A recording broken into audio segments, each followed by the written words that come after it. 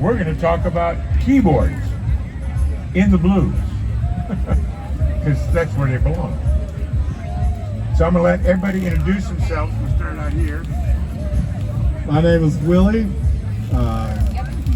Normally I go by Willie Styles, but that's all right. My real name is Willie Phipps. I'm from Florida. Been playing with JR for quite a while. And I've been playing around the community with blues and other types of music for quite a while, probably since the 90s. Okay. My name is Tom Duffield, and obviously I'm a keyboard player, and currently I'm playing with Kalamazoo as far as a blues band. I'm in a quartet as well. It's called the Sandbar Blues Quartet, obviously playing lead song guitar. Okay. And I'm Mick Kolassa. I'm a blues artist who just relocated back here from Memphis.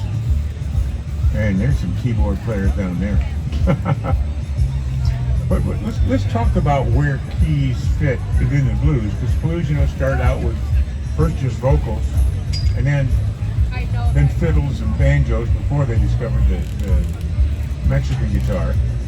But for the most part, then after that, blues was basically guitar music. And but there's always been keyboard players in there, whether it's Leroy Carr and Johnny Johnson, and let's not, so many of these folks came along. And then we got Pine Top and folks like that really added to it, and it added color. And just a straight piano adds a lot of brightness. But there's a lot of different keys. Now, Will, you play mostly piano, or you hit all those keys? My favorite instrument is a piano. Obviously, you can't carry it around, so I do play mostly keyboards these days. I actually really like the B3 as well. So there's something about that just helps to do a little extra expression. Yeah. It's my way of encouraging whatever my fellow musicians are doing when they're fronting the thing. But yeah, so piano, then B3, and then other keys. You got a favorite? Well, obviously my favorite is the 88 keys, and it's got to be acoustic, and if it's upright, that's better for me. I wanted to dovetail off of what Mick said in reference to the history of the piano. Piano, well, obviously it's been around for quite a while, but the turn of the century, we went from ragtime to blues, and a lot of the blues was on the piano in a lot of the juke joints and the places where people needed some rent money, so they would always have a piano there. So, and this was before the pianos became electric, and so many of the pianos were totally acoustic, and the guitar players at that time could not compete with the pure sound of the acoustic piano. That's where the dobro came out, with that built-in resonator amplifier. And then, of course, everyone says that Muddy Waters invented the electricity, and that was a different world. So. But Matty remembered, I had Otis Spann and then Pine Top always as part of his music. Well, you talked about the B3, and I love the B3 for its versatility, because I can't imagine doing something funky that doesn't have a B3 in it. But also, you could take it in so many different directions. You can make it sound like church. You can make it so soulful. And it's a heck of an instrument. You can really get into it. And I know some folks that just make their living not moving to anything else. I also know some folks that only make their living on an electric keyboard because they can only play in the key of C, so they can change the key with a button. What do you think of those folks? Well, I'm not going to judge anyone for what they can do on, or what they can or can't do on the piano. There are some tricks that I do on the piano with two hands that a lot of people can do with one. So whatever you need to do to get it out, do it. Yeah.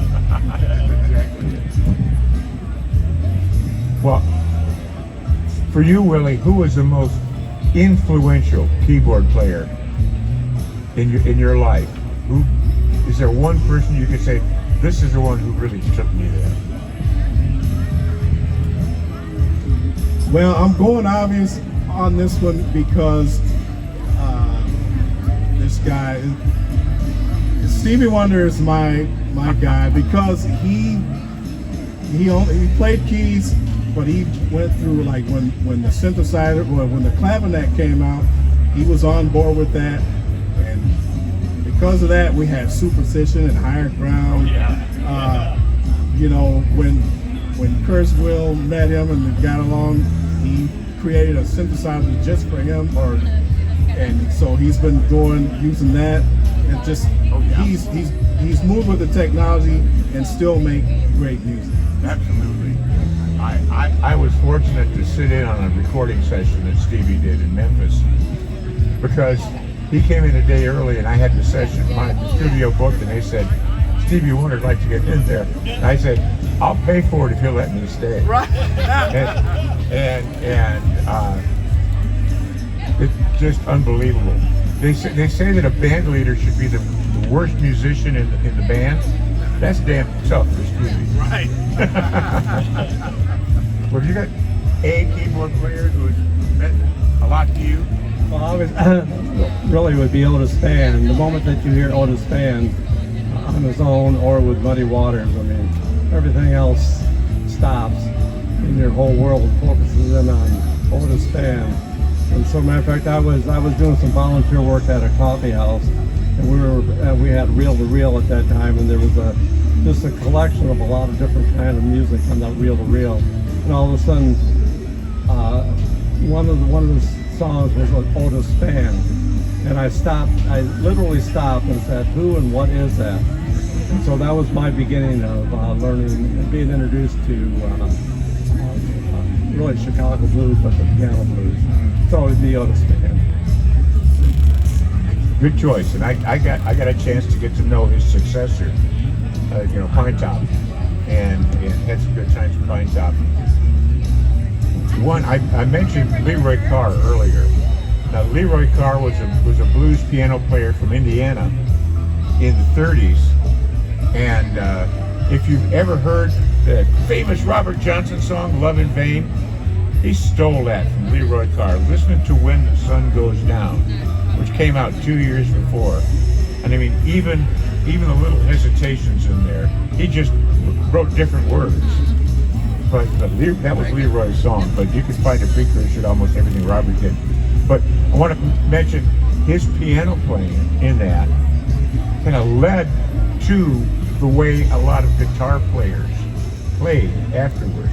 So if you listen to what he did, really, really worthwhile. Again, I've been lucky enough to play with a lot of keyboard players. Most of them have been really good. And it is different when you got a B3 or an electric piano versus an acoustic piano. And the sounds are so very different. And really, you tend to, if you're working with somebody, you tend to just go with wherever they're used to, or you say, man, I really think this would sound good. I'm asking you that because I was cutting a record, and I wanted a guy to play B3 on it, and on this one song, and he kept saying, I need to play piano on that. And I'd never heard him play piano well. And he blew me away because he felt it. But, so I learned, listen to those folks, what they want. I thought I wanted a B3, and oh, damn, was I wrong. So, a lot of times, I will do what's suggested, but every now and then, just like him, I'll feel that pull to do something different, and of course, discuss it. But normally, a lot of them just let me have my own head anyway. So they'll present the tune, and I'll listen to it and vibe on it, and then I'll do what needs to be done. So far, no one's been disappointed.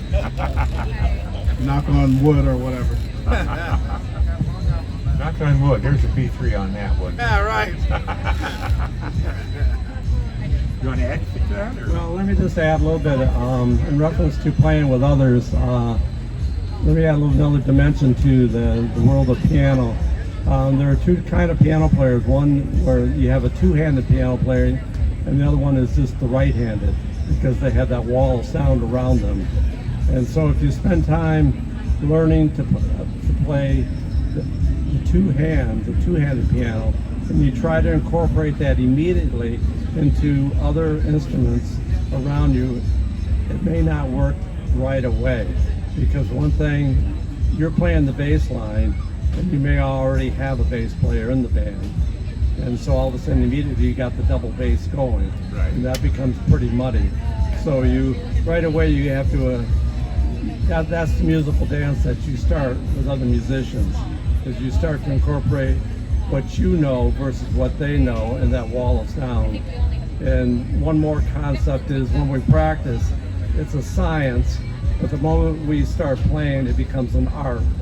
And so whatever you got in your head, you might as well throw it out, because whatever comes out, it comes out of your heart. So if it remains in your head, then you don't need to be there. That's right. Well, that's exactly it. And in an earlier session, I talked about this friend of mine, Dick Waterman, had taken a series of pictures of Junior Wells trying to teach Mick Jagger to play blues harmonica. And the pictures are great because Buddy's holds the harmonica in his hand, he's pointing to his head, and you can see him just grimacing. He's saying, "Blues don't come from here, man." And he points to his heart. Blues comes from here. And it really does. You think about it, it's going to go wrong. You got to go with the feeling where it takes you. But you got to know where you are to begin with. But, so can you start with Willie, one keyboard performance by somebody that you just can't get enough of? And it could be any kind of music. All right, y'all. I want you to welcome right now Dennis. Hard. Wow. So nothing's sticking out to me right now, but I know that I consistently like the B3 player by the name of Jimmy Smith. Kalamazoo Blues Festival. I can't think of one main performance I like the most, but he's just live. He's just amazing. Pretty well known that this is our 30th festival. Well, obviously, Willie mentioned Jimmy Smith. Well, he does a great job of honky tonk. So the moment you hear Jimmy Smith and his trio do honky tonk, it's again, you're right where you should be. Another reference to Mick's question, it definitely back to Otis Spann. Ain't Nobody's Business on My Own.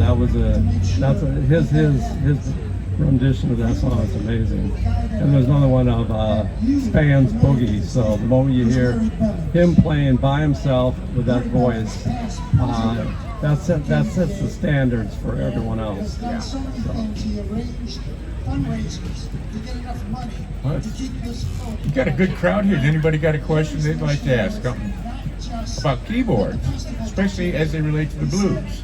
I want a festival that will put us on the map. Who's your favorite band you play with, Willie? You know what? Get it right. One thing that's really important, we were talking about this when we did the workshop on horns. Keyboards fill in a lot of blanks in the music, and it really works. There's a cement that a keyboard provides. It really pulls everything together and keeps it there, and you can sure tell when it's missing. But it's not all getting out there and ripping the keys and showing everybody what you can do. Sometimes just sitting back and playing those little fills. And again, with the B3, you could hang on to that chord, you could move it around. And there's just some fantastic stuff. I want to share something about a keyboard player, a friend of mine from out west, Wendy DeWitt. The first time I saw her was that she was playing at the IBC. And she starts out, she plays this, with left hand playing this really nice boogie-woogie bass line. And with her right hand, she starts playing Rimsky-Korsakov's Flight of the Bumblebee. And over the top, she sings Summertime. And there's video of her out there doing that on YouTube. Just put Wendy DeWitt Summertime. It'll blow you away. But it fits so well. And a lot of my friends, keyboard players, have brought in elements of classical and jazz and little pieces and little snippets that really could make a song pop. You got some tricks that you like to do? So those are called musical quotes. I love doing those, especially when I'm in a funny kind of mood. I'll throw something in, and people are recognizing. Oh, I heard what you did there. You know, for instance, we had one show where we were doing a song, and it was a blues song, but I managed to throw in just a little snippet of a famous R&B song by the Spinners, and it worked. I mean, I just played a little bit, but enough somebody caught it and was happy. It was funny. So I like doing musical quotes like that. Yeah. You got anything you like to live? In reference to that question, once you get into that groove, with another group, whether it's a trio, quartet, a duo, or a full-fledged band, one of the tricks that I've kind of incorporated is the less is best, and that is a lot of times I literally will just drop out and not play anything, and all of a sudden that adds a whole new dimension, because once again you got this wall of sound that creates a certain level, a standard. And if you don't deviate from that, which is called dynamics, then unfortunately you become a little bit complacent. But if you drop out, all of a sudden that creates interest, and that's what you want to do with music. We have a question. Hi, just wondering about who your mentors were growing up, and what were your experiences like growing up, playing music and the keyboard. You have a really good teacher. So it's funny. I started picking up the piano just on my own, but my dad, I call him Big Daddy. He was my main influence for the blues. He'd hear me playing some music, and he'd take me out to his car and say, "Let me show you some real music." He'd put on his favorite, he was into Muddy Waters and all the his favorite blues guys. So he got me into the blues way early. So I was. Then, of course, my keyboard people are Jimmy Smith, I already named. I like Pine Top Perkins, of course. A lot of B3 players I like. And my piano players, the influence gets into more jazz musicians. Well, I think we have been bumped by some loud music over there that I think is going to be pretty good. I want to thank both you guys. Good talks. Thank you. What we want to do is help blues fans understand what it is we're doing up there on stage and why the stuff fits together so nice. So thank you for being here. Thank you. Thank you, my friends. Thanks for having me. Good stuff. Thank you. Thank you so much. Keep on bluesing.